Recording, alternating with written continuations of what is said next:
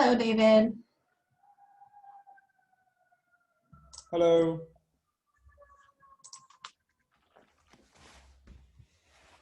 Hey, David.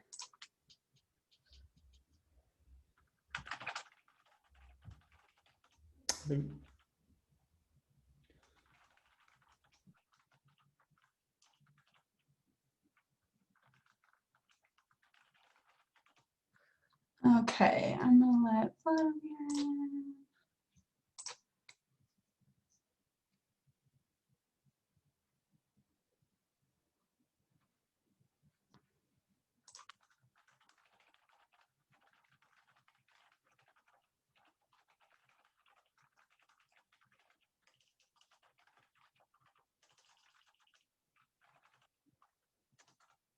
Okay, David, I'm gonna go ahead and make you a co-host here. And Vladimir.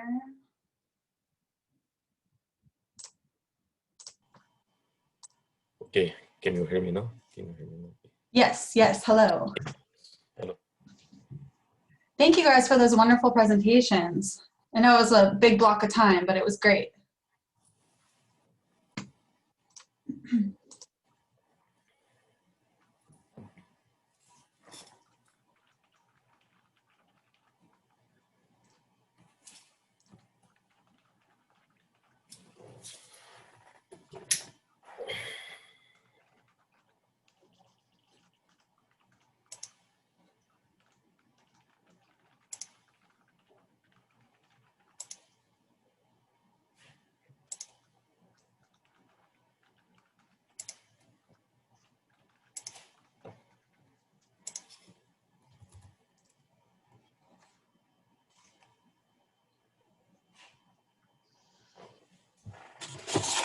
Just so you guys know, we have like some prep time here before we let the rest of everyone in. So we'll just kind of wait for the rest of everyone to pop in, and then we can discuss how this is all going to go down. Okay.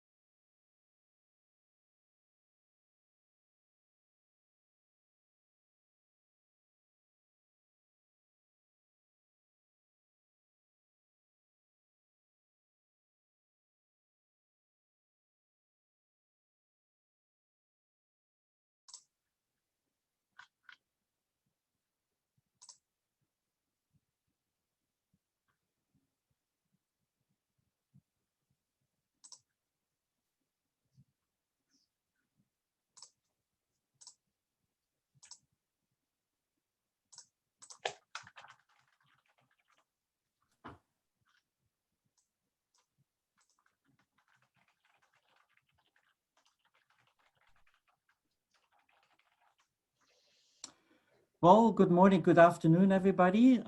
You're joining the panel discussion entitled The Power of Omics, sponsored by Thermo Fisher Scientific. We have an exciting topic today. We're talking about tackling the virus research problems and why we need to deploy proteomics to complement genomics tools.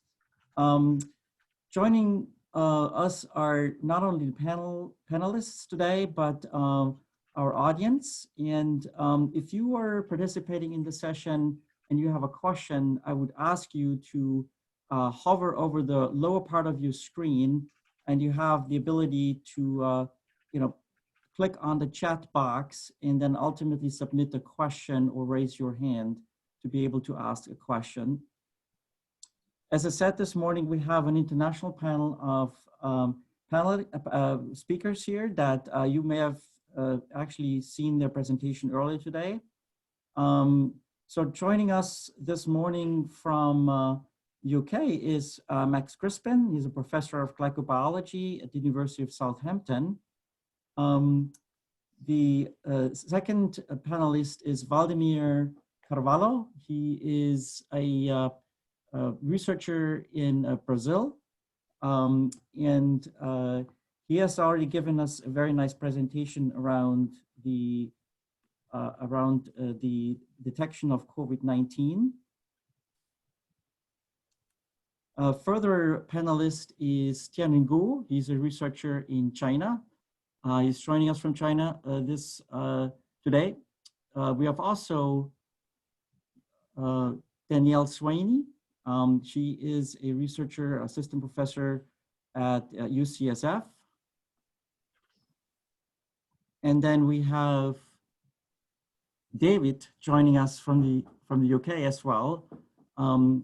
Given his background, he's a great panelist for the discussion this morning. Hopefully have not missed anybody, but let's get right to the actual discussion here. Earlier this year, when the SARS pandemic started to gain foothold across the globe, the scientific community quickly had to respond, developing tools that detect and track the human infection as well as the virus itself using DNA-based technologies. However, equally impressive and fast was the actual engagement of the entire research community to understand more about the SARS virus itself, as well as the response of the host, the human, to the actual virus. And we now, I think, many months into this pandemic, have a lot more information around the virus itself, as well as the disease. I would ask the panelists to give their perspectives in how the role of non-genomic technologies were understood or addressed in their particular COVID-19 situation. And I'm going to start out with Max here to let him answer this question. Well, thank you very much. I mean, my initial thoughts on that was really a broader one, which was how all the technologies that have been developed as part of other vaccine initiatives were sort of redeployed en masse, and that it does include genomic stuff as well. So all the developments and infrastructure that have been built up through large international consortia, what was quite amazing was just the speed in which it was all deployed. And in our particular case, characterization of glycoprotein-based vaccines, the understanding that understanding the modifications is an important quality control parameter, an important thing to have view on, was, we just rapidly sort of applied to that. We also were looking at mass spectrometry as a way of assessing different batches for serological analysis. So right from the start, it was all applied very rapidly. Thank you. Maybe I can pass the microphone over to Tianwen Gu. You certainly were, one of the first laboratories who was, drawn into this particular research. Hi, it's a great honor for me to speak here. So actually, I received my medical training in Wuhan, the city where the world discovered for the COVID-19 for the first time, the virus for the first time. So when I was in China, actually many of my friends and even family members are in the city of Wuhan. So we really were worried. We really want to do something. And I think we are very lucky to be in the field of proteomics. With the technology that we have, we can actually measure many host response to the virus from the human specimens that we can potentially got. But it took us a great, actually a very, very long time, a great effort to get the specimens through a very safe way. So, and I think proteomics can do many things that genomics cannot do. Of course, genomics is very critical to identify and diagnose the virus, but it doesn't tell the disease cause It does not tell us how the patient grow into severe cases. And also proteomics can tell if we analyze the tissues from the patients, then we can get very deep proteomic understanding of what's the molecular changes ongoing and what can be the potential molecular targets. So I think proteomics can do much more than what we have done. But you know, from a clinic point of view, many doctors, they probably don't really understand how powerful is mass spec-based proteomics. So I think in the future, probably through meetings such of this type, we can have more people understand that the power of proteomics. Thank you. And thanks for the perspective. Would like to pass on the microphone to David and have him provide a perspective. Hi, yeah. I guess we were in a slightly different position. We were already working on human coronaviruses at the start of the pandemic. So we were actually finishing up work on the nastier, uglier cousin of SARS-CoV-2, which is MERS coronavirus. So actually we have a very large data set on that as well, which is just sat on my computer waiting to be written up and finished. So strangely for us, we simply dropped the MERS work and repeated some of the basic stuff we'd done on MERS, on SARS-CoV-2. And for us, the proteomics side of it was really informative, but actually, and I know I'm biased, obviously, but actually we found the transcriptomics was super helpful because it enabled us to actually search for these novel deletion proteins that we found straight away that the virus seems to spit out with every passage that it makes. And the ability to confirm proteomically what we were seeing in terms of genomic deletions has been very powerful. So I think to me, it's an interesting question because I don't think of doing proteomics in a non-genomic environment anymore. I always think straight away to how are we going to make a bespoke list and look for the proteins that are perhaps not obviously supposed to be there. But the power of, but interestingly, if you tell somebody, oh, I've sequenced the transcript and there might be a deletion or something somewhere, they just don't seem to believe you until you say, and I have mass spectrometry data that proves that it's actually being made. And then their face lights up and they stop thinking you're just waffling away. I know I feel like I'm waffling away. But anyway, I think that was our perspective. I guess it's slightly different because we were already doing coronavirus work at the beginning. So it was intense times at the beginning, that's for sure. Yeah, I think it's very impressive to see that all of the researchers that were already working in this field had to suddenly shift their focus. And obviously, we are all built, and proteomics is built on the genomic technology, so they're definitely complementary. And as someone who was much more exposed to that particular topic in terms of detecting the virus was Vladimir. And maybe you can describe a little bit what you have been experiencing, providing your perspective. Okay, thank you. Thank you for the opportunity. So I'm going to give my perspective from the clinical diagnostic point of view. I believe that genomic technologies are still unbeatable in terms of sensitivity. And as also previously mentioned, it provides our main substrate, which is the sequence. But I see a growing role of mass spectrometry in infectious disease diagnostics. In our lab, we are still using the method I present today, and mainly for our patients located in distant locations here in Brazil. And it proved to be an important addition to the genomic methods.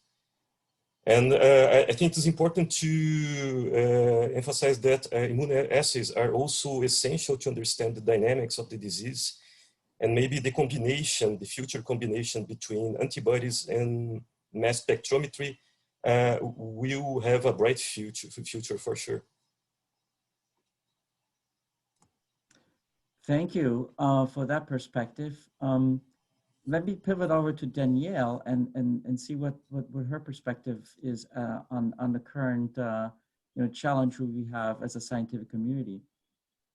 Yeah, I mean, so I work very closely with the lab of Nevin Krogan, and we've been focused on studying viral biology for the past 10 years, HIV, dengue, Zika. We've just been going through them and doing protein interaction studies. And really the focus of, where we see the utility of proteomics and what we do is understanding the mechanisms that drive the biology of a given disease. And so, when the outbreak hit, we thought from that perspective that we really come from, and what seemed to be missing is that we needed hypotheses about what was going on in the biology of SARS-CoV-2 and what sort of biology was being hijacked. And we thought, I think this is a place where proteomics can really very rapidly generate hypotheses about what mechanisms are being hijacked from the host perspective that genomic technologies can really complement, but not necessarily do in the same way, such as the phosphorylation patterns, looking at other post-translational modifications as well, bicrylation, glycosylation, all of these things. That the virus, we know that many different viruses utilize these mechanisms to their advantage. Thank you, Danielle. Obviously, every panelist here has a slightly different approach to contributing to elucidating these mechanisms and how the virus, behaves and ultimately contributes to the COVID-19 disease. There's incredible insight that actually has been generated within a very short period of time, and in fact, I'm trying to keep up as much as I can throughout the literature, but it's actually overwhelming. How fast we're moving in gaining new insights.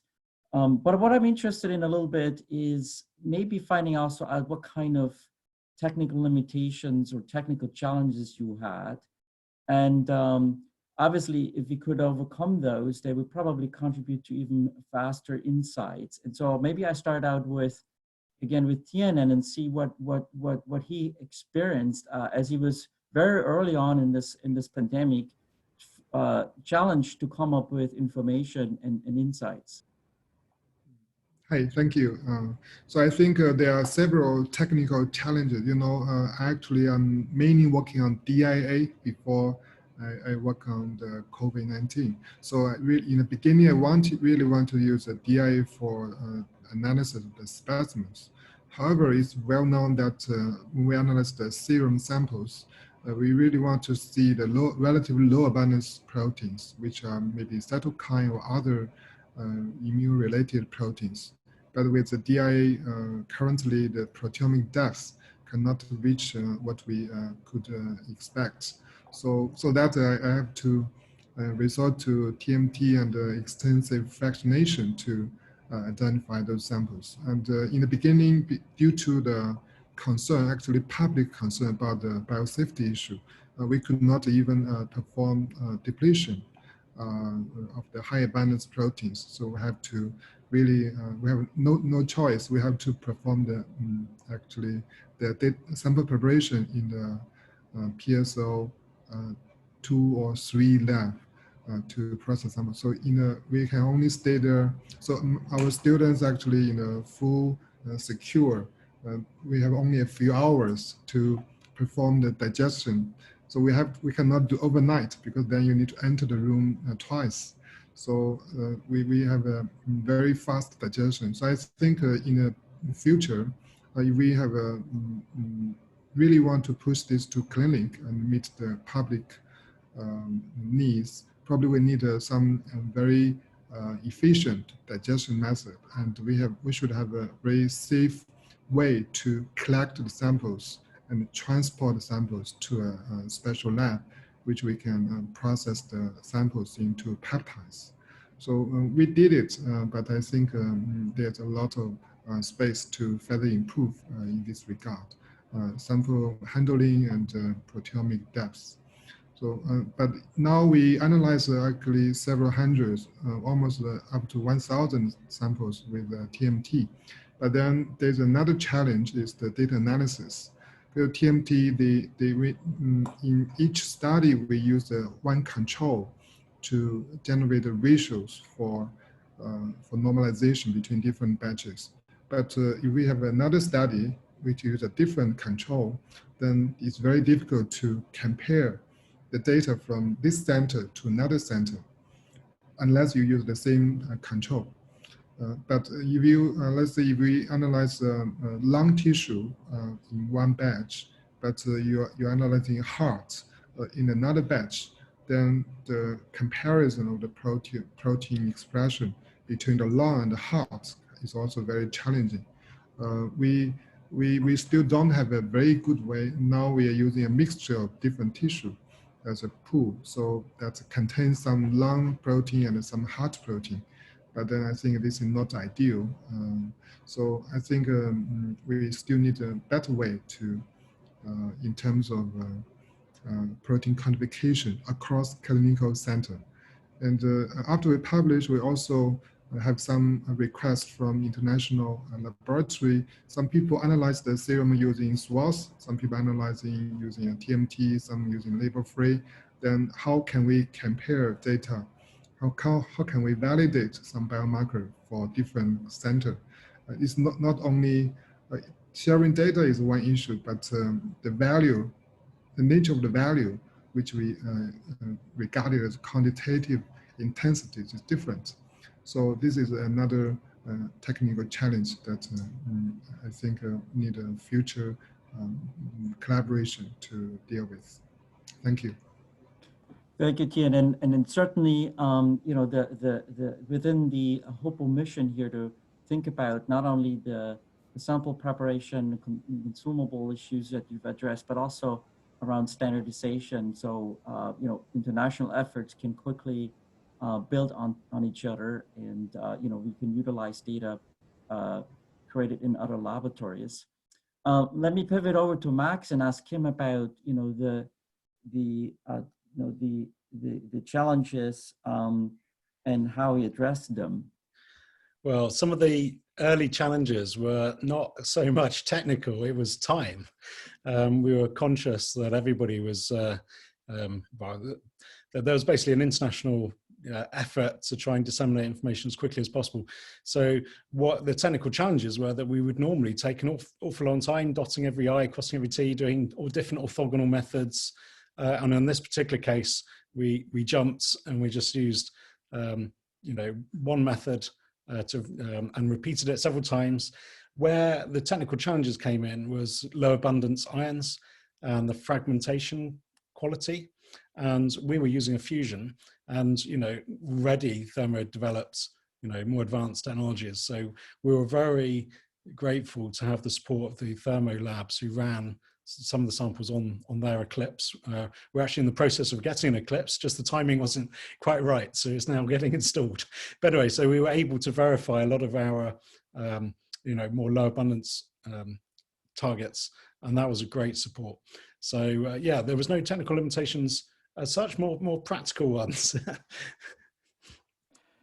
Thanks, Max. And very similar to what Tian already mentioned, right? That working in a constrained environment when you handle the virus, but also, you know, only having the tools available that you have at this point in time. Yeah.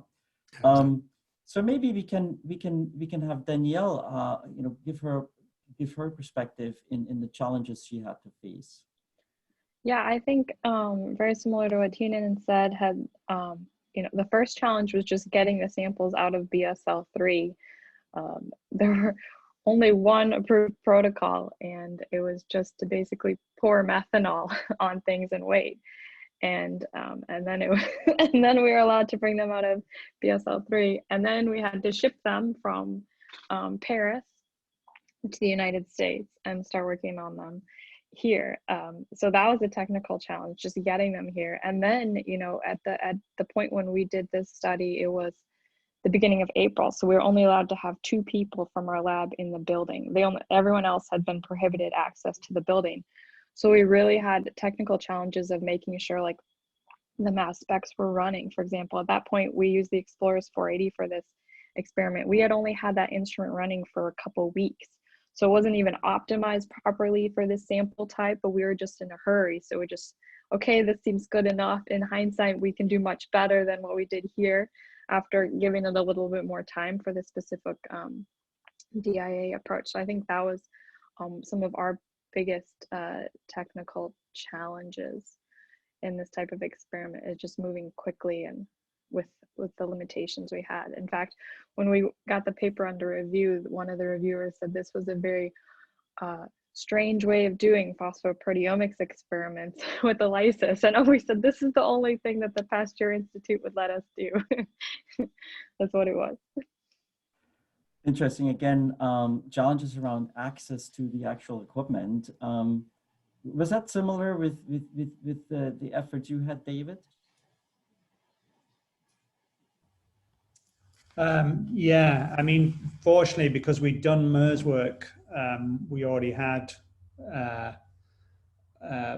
protocols that were ready to be repeated for inactivation of the virus. So that's the key challenge. We'd validated methods of killing the virus so that the samples could leave the lab safely and be taken down to mass spectrometry, which is fortunately just the other end of the building and not on another continent or anything. So we had that advantage. And also, Kate Heesom, who works with us, she'd worked with us before on other nasties like Hendra virus, which is also a nasty zoonotic that kills people. And so she's gotten quite used to being told to handle really dangerous virus samples that we've assured her are definitely dead. So I think that was the first sort of real technical challenge, just to sort of repeat all the tests you have to do to make sure the samples are definitely killed by the process of harvesting the infected samples. So I would imagine that for me is probably the key problem we had to face. But fortunately, we were used to it. So yeah, in some respects, that wasn't that big a challenge, I don't think. I think the other issues we had was that, looking for novel or interesting proteins predicted by our transcriptomic analysis, having to flip over to chymotrypsin or other proteases that presented some slight challenges. Fortunately, our facility is run by somebody who's whiz bang at it, so I guess I don't see the worst of the technical challenges. So maybe I'll ask Vladimir quickly on how he overcome those challenges, and then maybe I have a follow-up question to what David said. Okay, so here in Brazil, we deal with some more prosaic challenges, such as the access to reagents and chemicals, which is really difficult. Here, local distributors don't usually keep a lot of items in the local stock, and importation might take up to 3 months. So we had to improvise a lot here and come up with solutions based on items and tools that we had in our hands. For example, we installed UV lights in our liquid robotic handler by ourselves in order to be able to use it in a safe way. Interesting. So maybe as a follow-up question to the panel here, obviously, some of the issues with access to either instrumentation or consumables, probably can be addressed through investment in the future. So every laboratory or every institution has access to the appropriate tools in a time like that. But more importantly, I think, is the fact that there's probably an opportunity to, take the time and put now the protocols as well as the standardized procedures in place.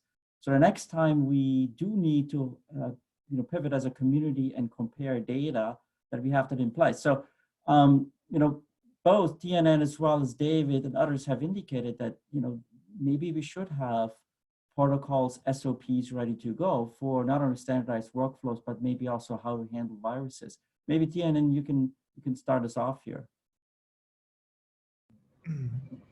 So I think definitely, although there are so many challenges, we did find some interesting biology and also give some value to the other medical community and the biologists. I think they welcome the contribution from proteomics. But looking into the future, I think identify the low abundance proteins from plasma, very little amount of plasma can be very useful. This can be used to evaluate the host response to the viruses. I think not only to SARS-CoV-2, but many others. And this has to be high throughput, and the unique benefit of proteomics is the protein is not easy to be degraded, like RNA, and it has more information than DNA. So I think proteomics has very great value here. And during our interaction with clinicians, many patients, they are receiving blood draw every day or every couple of days. And also they have the urine samples collected. So if we have a high throughput ways to measure the low abundance proteins related to immunity from these specimens, this can be very, very useful for the clinic. So although we are using a lot of TMT these days, I think for inter-laboratory comparison, probably DIA is more, can be more useful in the future. And even use the TMT, probably we can find a way to perform relatively, it's not absolute quantification, but if we can get intensity of the peptides instead of only the ratio, this can be more universal when we compare data from different laboratories and compare data to DIA or DDA. So this is. Thank you. So I wonder I can pass on the microphone here to Danielle. And do you think there's a role for HUPU now to, organize, maybe standard protocols from sample preparation all the way down to data acquisition, both for probably viral characterization as well as the actual host interaction?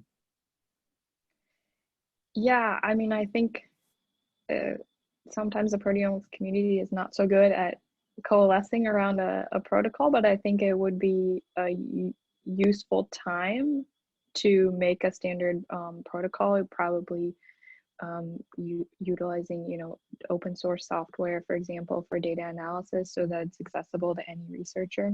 I think that would be really nice. Even certain reagents, like certain companies provide, they have isotopically labeled standards that are many, like plasma proteins, for example, or phosphorylated peptides that could be useful for standardization across different laboratories. Max, you have a perspective as well here?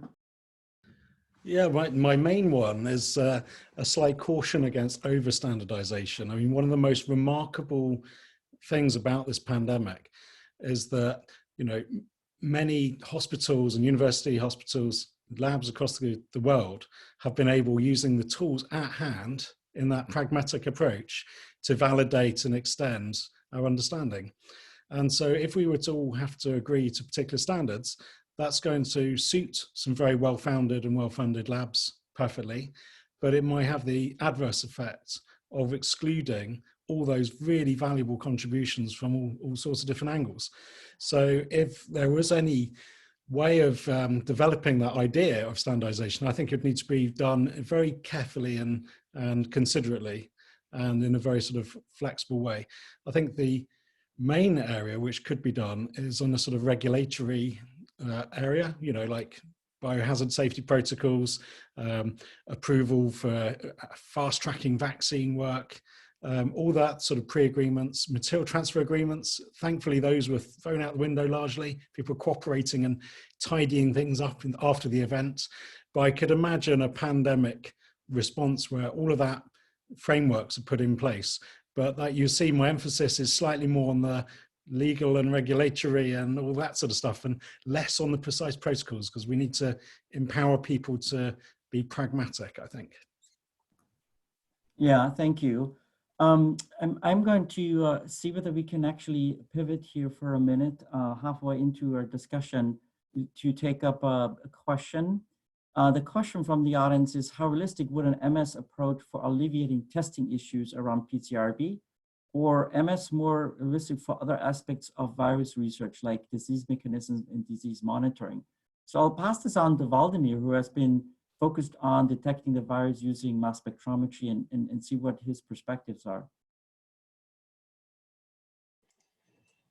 Yeah, I'm true believer that mass spec is feasible, and we are showing right now that it is. I think there are many challenges to overcome yet. For example, standardization is a very important point, as you previously mentioned. But I'm not sure if it will be possible to consolidate all sample prep in just one protocol, because I think each lab would have particular needs and peculiar conditions.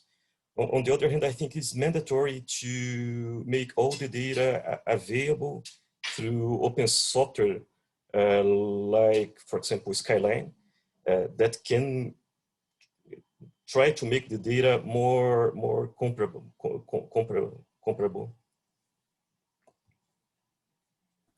Thank you. Now I'm extending this question a little bit to David. You know, how realistic is the MS approach for alleviating testing issues, or how much of that MS is more, you know, suitable for disease mechanism and disease monitoring?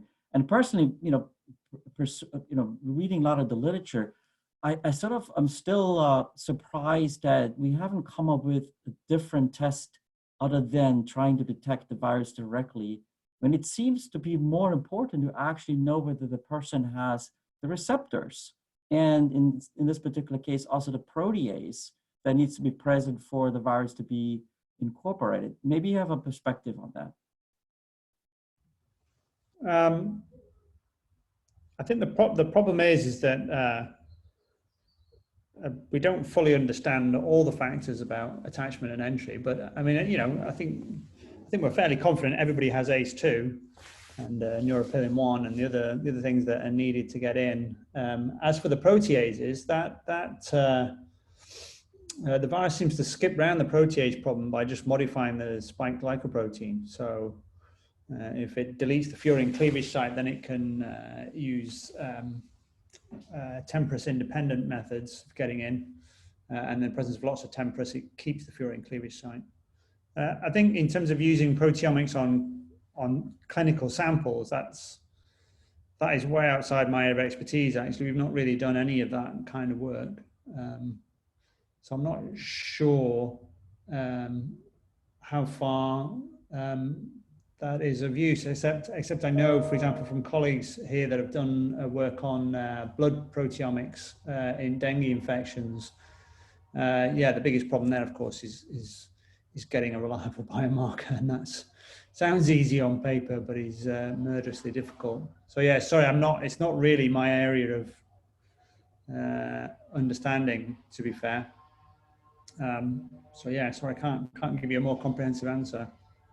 Well, thanks, David. But you brought up an important topic, which is the glycosylation. And if you seen some of those animations, the spike protein in itself is highly glycosylated, and Max has definitely contributed a lot of insights to that. So I wonder whether whether you see additional ways of providing information about either the virus itself or the infection, as well as the disease progression by, involving sugars in a lot more, in a lot more of these insights. Yeah, it's actually a really complicated area, because these glycoproteins are often capable of interacting with carbohydrates, like some of the glycosaminoglycans, some of the features, like highly negatively charged carbohydrates, for example, sialic acid. So when you start to consider the interaction, you can consider the dynamics of the sugars attached, but actually, as a secondary effect, you've got all these other interactions going on that do augment and enhance infection. So unpicking it, what's local, to what degree do the processing states of those and the presence of sugars and the immediate binding partners influencing it, is an important thing to just look at and investigate. But the wider one is, to what degree do these secondary interactions enhance? And I think the field is very much shifting towards appreciating their importance. And of course, the analytical burden that places on the problem is, clearly becomes a lot more complicated. Thank you. In that regard, what brings up the next question, right? You mentioned biomarkers. We mentioned biomarkers before. Both Danielle and Tianwen have done work in their laboratories to sort of figure out how the body responds or the host responds, and where there may be areas of therapeutic intervention. So I'll let Danielle talk a little bit about what she thinks is the next step here to working towards a therapeutic intervention. I mean, I think that our phosphorylation study did a really good job of identifying potential drug targets. I mean, we had about 80 candidates, and half of them in cell culture models were effective at inhibiting viral replication. So I think now we just need to be more comprehensive, doing these types of studies in different cell types, comparing those across coronavirus. So what does this look like for MERS, SARS-CoV-1, things like that, to understand if we can identify drug targets that are applicable in a pan-corona fashion. I think that'd be really important as well. Just a quick follow-up, how long do you think that may take?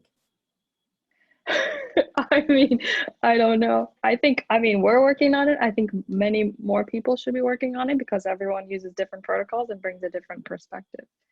I mean, another thing I think that would be really interesting, but is technically very challenging, is to, we did a lot of protein interaction studies using overexpressed viral proteins, but it'd be really interesting to try to do this in a live infection experiment, because certainly there's cooperation between different viral proteins, and understanding that cooperation and how that affects protein complexes in a more native environment of infection would be interesting, but then it can be difficult to bring that out of BSL-3. So probably a cross-linking proteomics experiment might be the way to go to try to address some of those questions.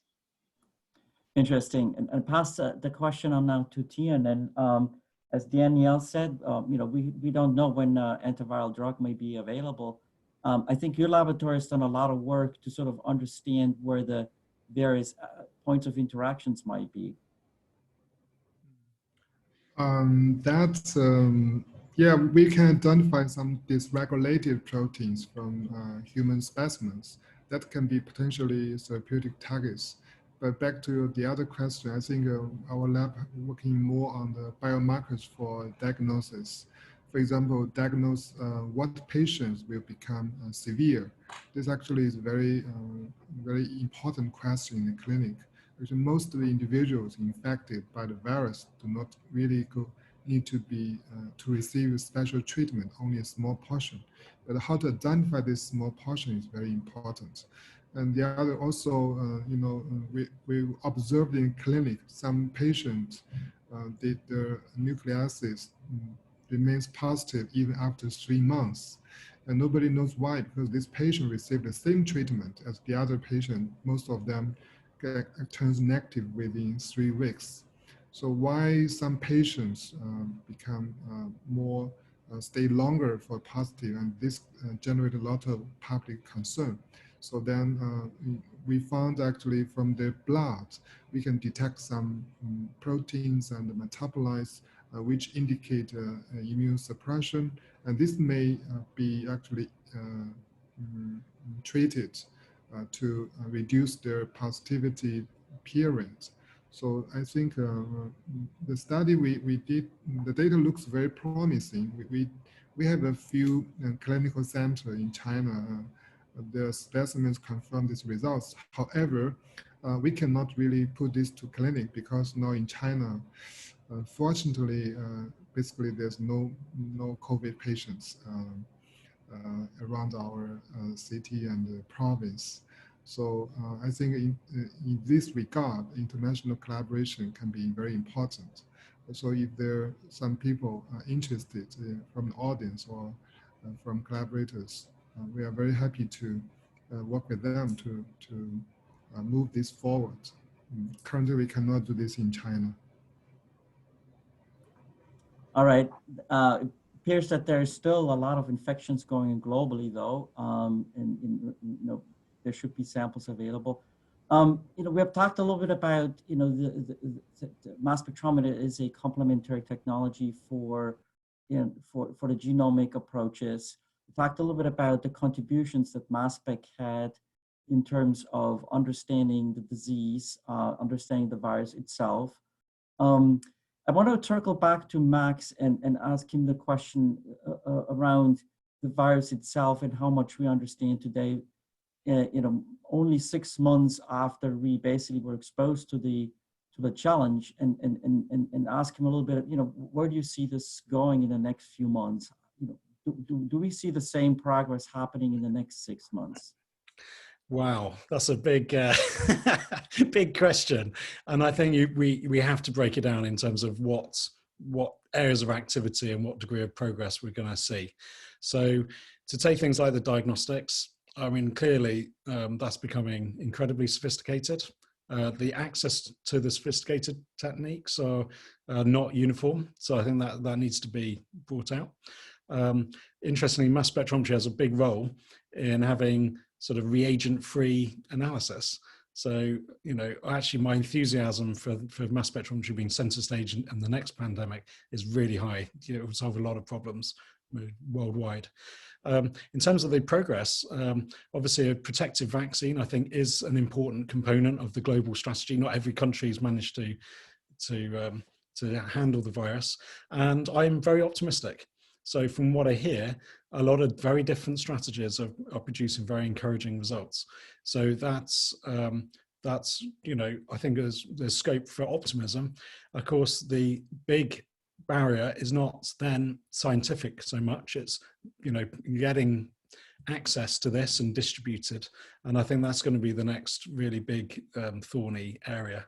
Is just how quickly this can all be disseminated when I hope successes emerge. Interesting.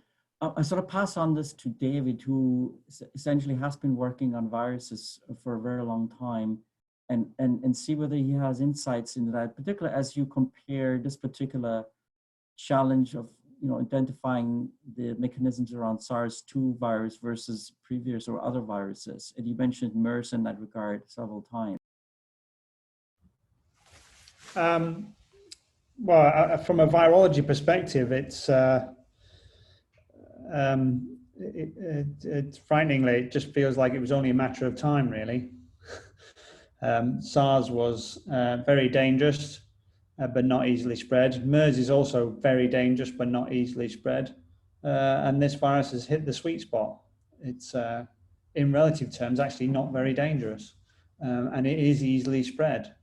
So you get, presumably, I mean, one of the hallmarks usually of viruses that are easily spread is you get really good replication in the upper respiratory tract, so above the neck, which means that the viral load in your saliva is very high, which means that when you talk or cough, there's tons of virus coming out of your mouth. And that's not conducive to a virus that's super lethal really quickly, because a virus that's super lethal really quickly is just going to have you on your knees and bedridden in a fairly short order. And also, actually, that tends to come from viruses that replicate well in the lower respiratory tract, deep down in your lungs.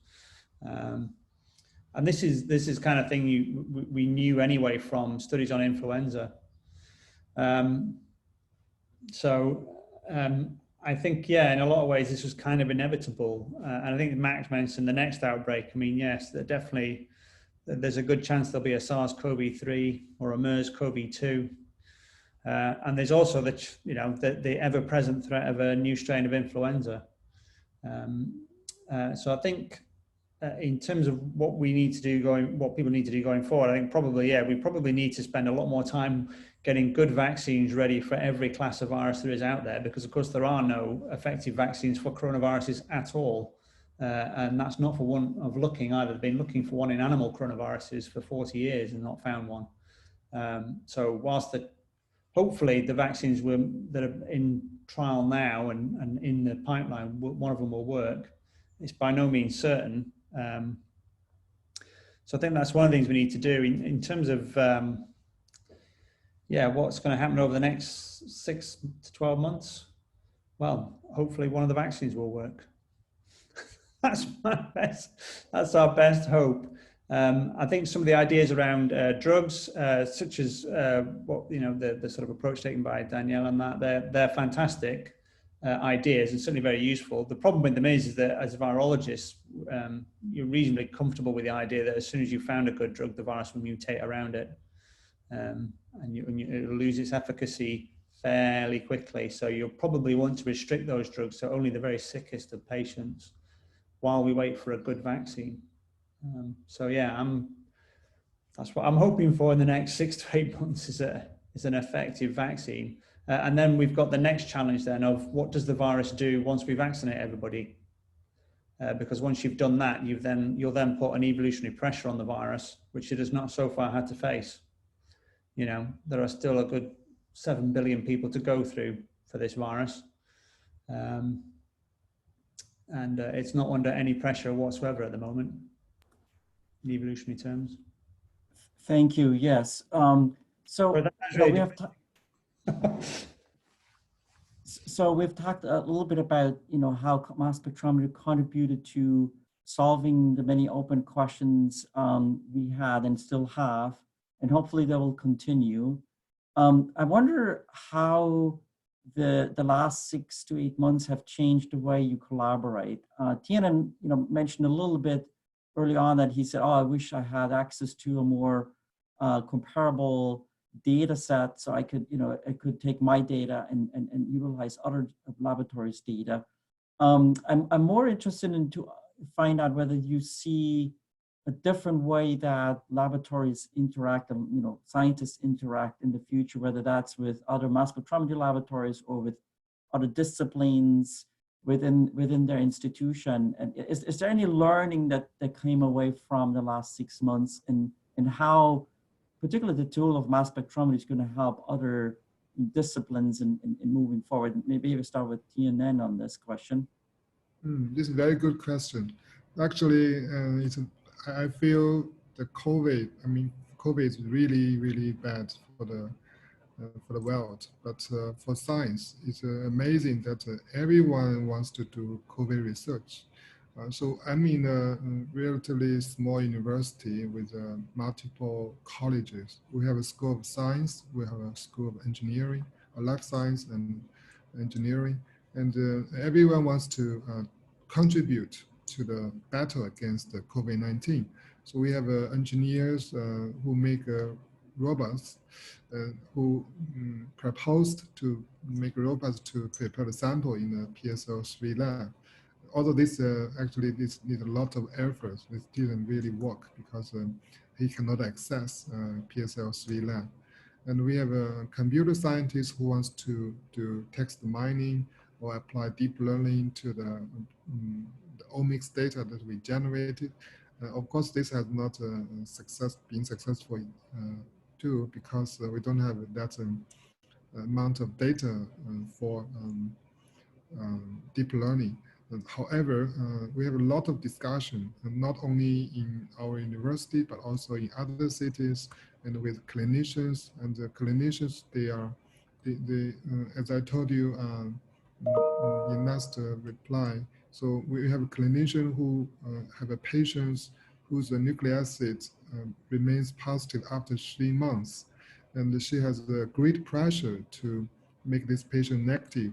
Otherwise, the hospital is in a high security grade. But there's no way she tried everything he tested, but the patient is still positive. So he asked whether we can, using proteomics, we can find any clue. Because other approach cannot find any clue. He just tried randomly select those drugs, and there's nothing really worked.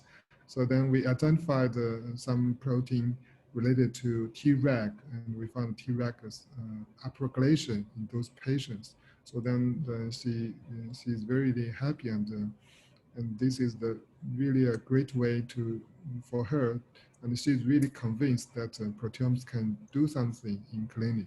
So this is our interaction with clinicians. This is really good. And also with, after our paper is even not published by Cell, but it's just online. Then I receive a lot of emails from different fields. Some people from chemistry, some people from, of course, many from proteomics. And they just ask me, some protein appeared in our paper because he spent his whole career in studying that particular protein. So I only focused a small portion of the 900 proteins that we quantified. So normally we pick a few and explain, but then we suddenly realized the whole world seems looking at these regulated proteins from their own perspective. It's really amazing. I think this is really a great way for collaboration, and people realize the value of proteomics. Thank Thanks. you. Definitely a very interesting example here, or two interesting examples of how you've been interacting with other colleagues. I sort of passed the microphone on to Valdemir because I think in terms of interactions with clinicians, the pandemic is still very active there in Brazil. I wonder whether you have extended your network, professional network beyond the colleagues you have worked with as part of this pandemic. Yes, sure. I think our infectologists here in our institution were desperate for some alternatives for testing diagnostic, and they jumped now in our idea in the first second, and they had been very collaborative and trying to make us more, to help us to develop more specific and more sensitive tests. And I think overall we have collaborated much more than ever before, and detected several synergies among once maybe unrelated specialties. And I think the idea of the continuity between genomics and proteomics was reinforced. It was very important, and their input during our method designs was really crucial.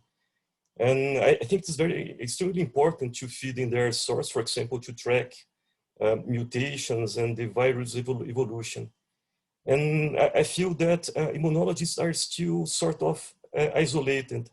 And I believe that mass spectrometry would be a link between genomics and immunology in the future. Thank you, interesting. I pass this on the question on to Danielle, and I know she's part of a team that, as a mission statement has trying to bring as many researchers together, and certainly the publications that came out of your team and your colleagues, was an indication of how much collaborative effort was going on in a very short period of time.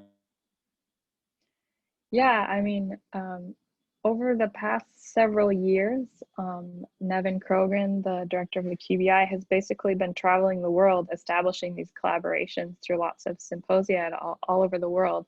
And then, once the pandemic hit, we already had these collaborations in place. We had relationships with these different labs, many of them involved in virology research, that we could just turn to and really get the ball rolling. So we didn't have that initial hurdle of like, hey, do you want to do this? It was just almost implied. I think, one of the other things that's really different since the pandemic has started is that, being a proteomics person, I never have any shortage of collaborations. Constantly people coming to me saying, oh, I have this cool biology, can you help me look at it with proteomics? And now I think that things have kind of swapped, where, I go to them, I say, I have this really cool data, can you help me validate it?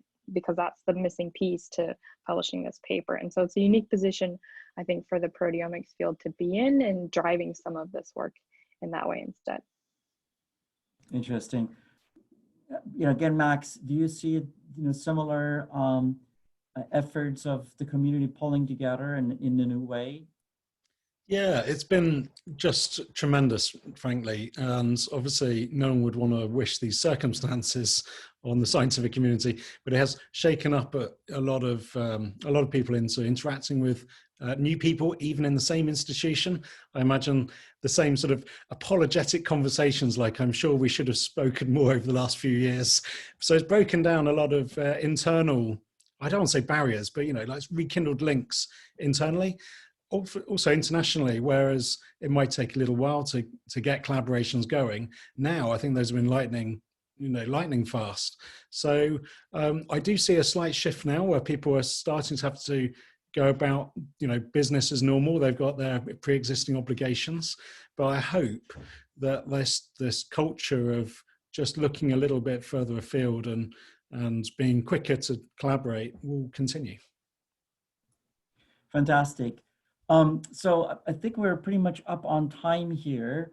It was a very insightful conversation here with respect to mass spectrometer as a complementary tool in the virus research, as well as part of the COVID-19 response.